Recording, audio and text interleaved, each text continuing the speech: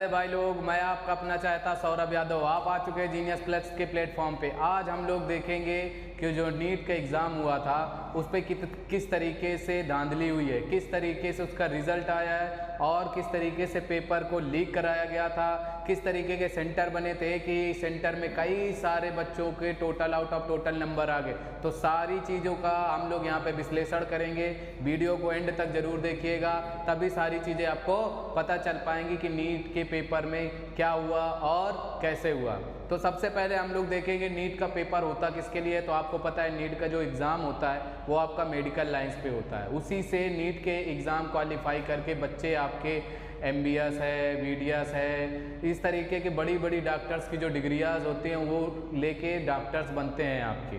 तो आप देख रहे हैं कि इस समय जब नीट का एग्ज़ाम हुआ था तो नीट के एग्ज़ाम के समय भी ये अफवाह फैली थी कि जो नीट का पेपर है वो लीक हो चुका है।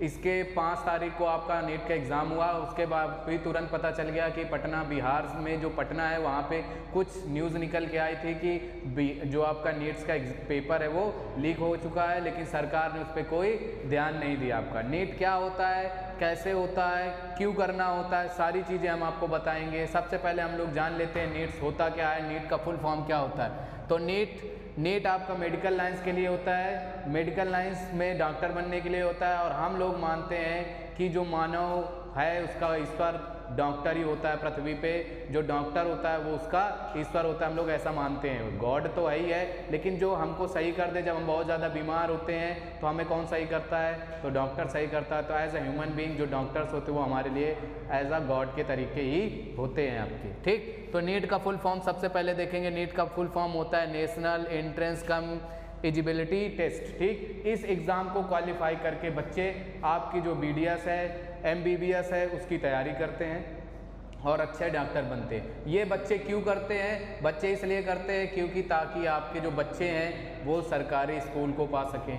सरकारी जब इसमें रैंक बनती है, जब बच्चे मार्क्स आते हैं तो बच्चों की रैंक बनती है, उसी के हिसाब से सरकारी कॉलेज मिलता है। क्योंकि प्राइवेट कॉलेज की फ़ीस बहुत ज़्यादा होती है तो बहुत सारे पेरेंट्स उसको अफोर्ड नहीं कर पाते, इसलिए नीट का एग्ज़ाम कराया जाता है। इस बार नीट का जब एग्ज़ाम हुआ तो उसमें टोटल ऑफ स्टूडेंट्स है 24 लाख। कितने लोग थे? 24 लाख लोग थे आपके।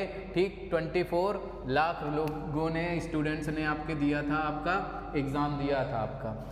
जिसमें से कितने नंबर का पेपर होता है, क्या होता है? तो टोटल जो क्वेश्चन होते हैं वो 180 होते हैं और एक क्वेश्चन होता है 4 मार्क्स का। ठीक, उसमें से निगेटिव मार्क्सिंग कितनी होती है? एक मार्क्स जो होता है, अगर आप एक क्वेश्चन अटेम्प्ट नहीं कर पा रहे, 1 नंबर का गया तो उसमें से 1 निगेटिव मार्क्स मिलता है आपका अगर गलत किया। तो इस बार का जो एग्ज़ाम हुआ तो आपका 720 मार्क्स, बहुत सारे बच्चों के 720 मार्क्स आपको मिले। कितने स्टूडेंट्स को? 67 स्टूडेंट्स को आपको मिले हैं। कितने? 67 स्टूडेंट्स को 7 आउट ऑफ 20, 720 में 720 मार्क्स मिले। बताइए, ऐसा कभी हो सकता नहीं था। लेकिन बहुत इंटेलिजेंट बच्चे हैं, वो बहुत ज़्यादा इंटेलिजेंट बच्चे हैं, तो 67 बच्चे ऐसे रहे जिनको मिला कि 720 मार्क्स आए। क्या ऐसा हो सकता है? पिछली बार आपके जब नीट का एग्ज़ाम हुआ था उसका रिजल्ट आया था तो उसमें 4 बच्चों को 7 आउट ऑफ 20 आए थे, लेकिन इस बार क्या हुआ? 67 आ गए। ठीक, इसमें एक चीज़ और भी देखने को मिली, जब ये नीट का रिज़ल्ट आया उसमें देखने को मिली कि एक हरियाणा में सेंटर था, वहाँ पे बहुत सारे बच्चों के नंबर बिल्कुल एक ही तरीके आ गए, 720, 720, 720, 720 आ गए। और वो बच्चे जो थे एक ही सेंटर में आगे पीछे बैठे हुए थे रो पे। तो इससे पता चलता है क्या कि उस सेंटर में जो आपका था वहाँ पे क्या आपका पेपर लीक हो गया, या फिर जो आपकी इस एग्ज़ाम को कंडक्ट कराती NTA वहाँ पे उसने पेपर दिया, या वहाँ पे बच्चों की पहले से ही सेटिंग हो चुकी थी पेरेंट्स की या बच्चों की, जो पेपर उनको मिल गया। किस तरीके का कैसा क्या हुआ कि पूरी रो पूरे सेंटर में ज़्यादातर मोस्टली बच्चों के 4-5 बच्चों के मोस्टली आ गए 720, 720, 720। ऐसा हो पाना बहुत ही असंभव होता है। लेकिन आगे देखेंगे तो नीट्स के एग्ज़ाम में क्या होता है कि ये होता है 4 का, जब भी नंबर दिए जाएंगे आपके 4 के मल्टीपल्स पे दिए जाएंगे। लेकिन इस बार के एग्ज़ाम में क्या हुआ? किसी बच्चे के 719 आ गए, किसी बच्चे के 718 आ गए। तो ऐसा नंबर आ पाना, ऐसे आंकड़े शो कर रहा है ये नंबर्स का कि ऐसा हो ही नहीं सकता नीट्स पे कि 718 आ जाए, 719 आ जाए। ऐसा हो पाना बहुत ही मुश्किल होता है आपका।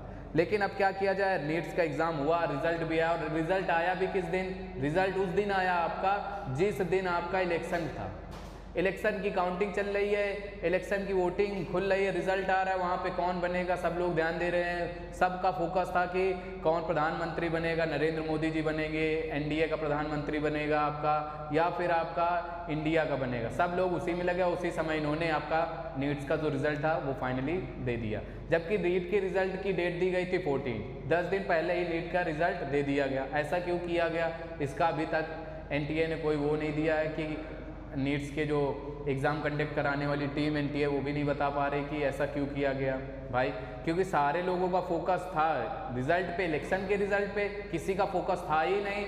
और अभी तक भी कोई फोकस नहीं कर पा रहा है कि एनडीए की जो नीट का एग्ज़ाम हुआ उसमें इतनी धांधली कैसे हुई, कहाँ से हुई। आपको पता है क्या कि जो नीट का एग्ज़ाम होता है उसमें बहुत सारे बच्चे ड्रॉप आउट कर जाते हैं, अपनी क्लास को 5-5, 6-6 साल तक तैयारी करते हैं, इसके बाद नीट का एग्ज़ाम क्वालिफाई कर पाते हैं।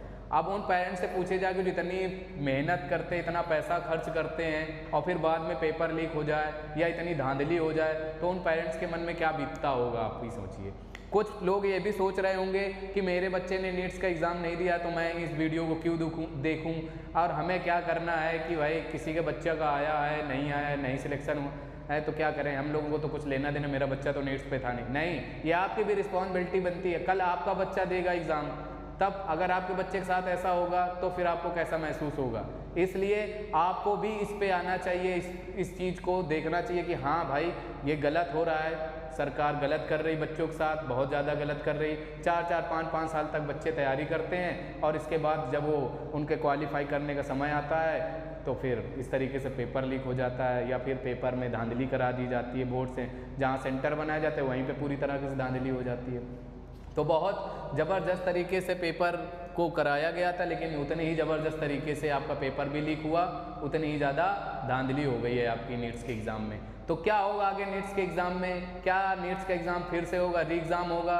अभी तक इसकी कोई खबर नहीं आई कि एनटीए आपका दोबारा से एग्ज़ाम कराएगा कि नहीं कराएगा। लेकिन आपको सतर्क रहना है, कभी भी किसी भी चीज़ का कोई भी रिजल्ट आए आपको देखना है, अगर आपको गलत लग रहा है तो उसके खिलाफ आवाज़ उठानी है आपको। अगर आप ऐसा नहीं करेंगे कि गलत के खिलाफ आवाज़ नहीं उठाएंगे तो फिर तो ये वही हो जाएगा जैसे तानाशाही चलती थी देश में, उसी तरीके का हो जाएगा और इसमें आपका ही लॉस होगा। तो बहुत सारे एकेडमिक लोग जो अकेडमियाँ चलाते हैं उन लोगों ने किया है कि भाई नीट्स का फिर से री एग्ज़ाम कराया जाए, कंडक्ट कराया जाए। देखते हैं सरकार क्या सोचती है इसके बारे में। अभी तो सरकार खुद ही परेशान है अपने बनाने में कि कौन बनेगा, नरेंद्र मोदी जी बनेंगे कि कौन बनेगा कौन नहीं, सरकार तो उसी में परेशान है। तो अभी इस पर ध्यान ही नहीं दिया जा रहा है। तो ये रहा आज के नीट के एग्ज़ाम के बारे में थोड़ी डिटेल्स थी कि नीट का एग्ज़ाम लीक हुआ, लीकेज हुआ, किस तरीके से लीक कराया गया, किस तरीके से क्या कराया गया, किस तरीके से धांधली कराई गई उसके बारे में। लेकिन आप सबको अवेयर रहना है, जो भी आप एग्ज़ाम दे रहे हैं सब में अवेयर रहना है। हो सकता है कल को कोई दूसरी एग्ज़ाम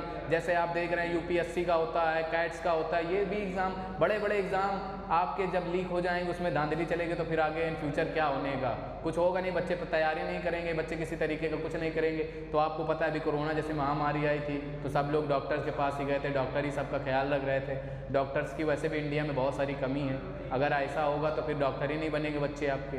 ठीक, तो आप लोग देखिएगा क्या है क्या नहीं।